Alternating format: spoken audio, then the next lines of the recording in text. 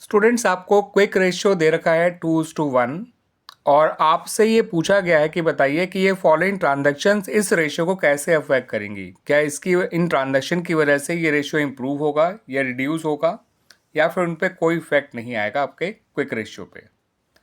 तो ये जो पहली ट्रांजैक्शन है purchase of goods for cash, इसका इफेक्ट समझिएगा ऑन क्विक रेशियो। गुड्स जो होता है वो क्विक एसेट नहीं होता, इस बात को ध्यान रखिएगा।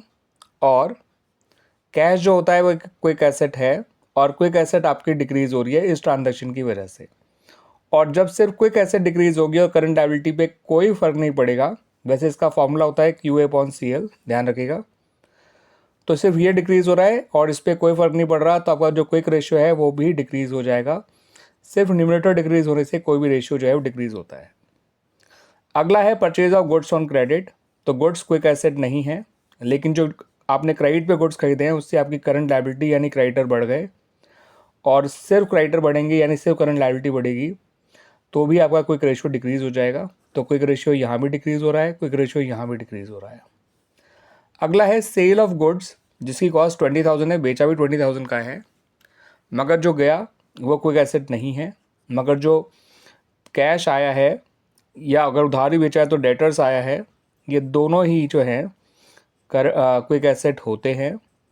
तो सिर्फ क्विक एसेट बढ़ रही है इस ट्रांजैक्शन में, करंट लायबिलिटी पे कोई फर्क नहीं पड़ रहा, क्विक रेशियो भी बढ़ जाएगा। अब यहाँ पे आपने गुड्स को बेचा है फॉर 22,000, तो यहाँ भी आपका जो है क्विक एसेट बढ़ रहा है in the form of cash और डेटर्स, और करंट लायबिलिटी अनचेंज है, तो यहाँ भी क्विक रेशियो बढ़ जाएगा। Cash receive from trade receivables, trade receivable भी क्विक एसेट है, कैश भी क्विक एसेट है। तो क्विक एसेट एक बढ़ रही है दूसरी कम हो रही है बाय द सेम अमाउंट, तो क्विक एसेट पे कोई चेंज नहीं आएगा, ना ही करंट लायबिलिटी में कोई चेंज आएगा, तो क्विक रेशियो भी अनचेंज रहेगा। ठीक है स्टूडेंट्स।